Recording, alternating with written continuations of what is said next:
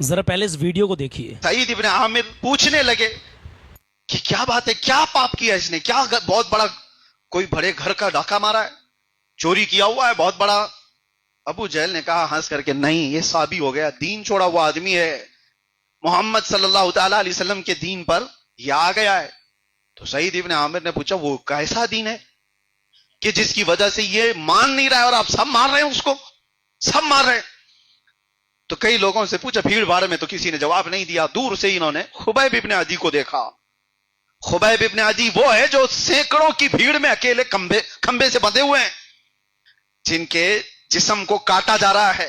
سعید ابن عامر کہتے ہیں اس پوری بھیڑ میں سب بھگدڑ میں تھے، جلد بازی میں تھے۔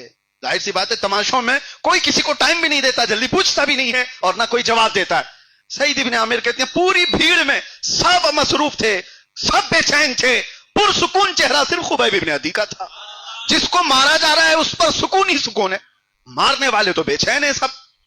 یہ سعید ابن عامر کہتے ہیں یہ کس لیے مار کھا رہا ہے؟ اور اس کے بعد غور سے ان کی طرف دیکھے تو ان کی نظریں ان کی نظروں سے ملی، خبیب ابن عدی کی، اور پھر مسکراتے ہوئے دیکھا کہ وہ شہید ہو گئے۔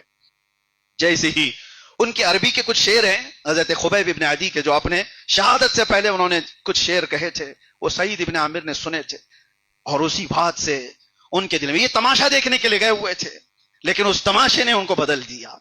وہ آئے گھر اور دن بھر یہی سوچتے رہے کہ آخر ان کو مارا کیوں گیا۔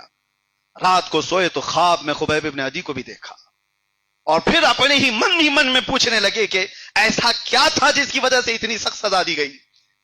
خبیب ابن عدی نے کہا جس کو اقبال یوں کہتا ہے، دو عالم سے کرتی ہے بیگانہ دل کو، عجب چیز ہے لذت آشنائی۔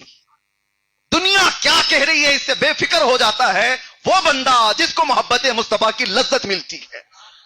اب کون کیا کہہ رہا ہے، کون کہاں لے جا رہا ہے، کیسے گھسیٹ رہا ہے، کچھ فرق نہیں پڑتا، ایک بار وہ لذت جس کو مل جائے، وہ لذت آشنائی، حضور سے محبت۔ خبیب ابن عدی کی یہ بات پر سعید ابن عامر صبح بیدار ہوئے اور اس کے بعد کہا مجھے جلدی سے اس حبیب کے پاس لے چلو۔ نبی اکرم صلی اللہ تعالی علیہ وسلم کے دربار میں آئے اور کلمہ پڑھا، داخل اسلام ہوئے۔ تماشا دیکھنے کے لیے گئے تھے اور خود ایک بہت بڑے مالدار۔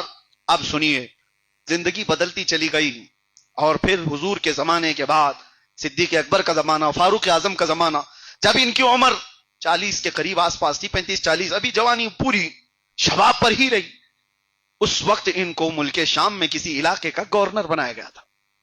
سعید ابن عامر کو گورنر بنایا گیا۔ گورنر بنانے کے 6 مہینے کے بعد ہی علاقے کے لوگوں نے شکایت